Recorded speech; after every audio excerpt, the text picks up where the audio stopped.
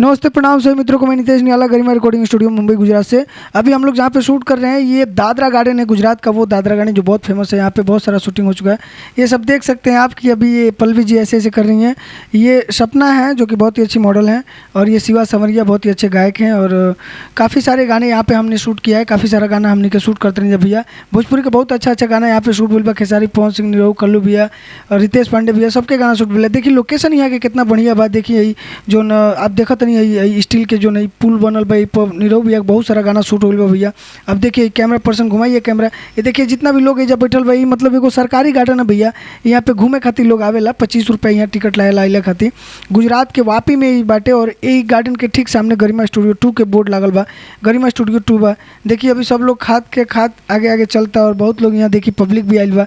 ये देखिए चाची उची बैठल बा जा आराम से खाए पिए के आप सामान लेके आ सकते नहीं है, घूम सकते हैं, एंजॉय कर सकते हैं।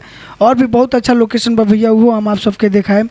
अभी आप लोग ब्लॉग के साथ बन रही। देखिए कुछ खाते रही और कहते रही कि खा लो, लेकिन खाए के मिली ना।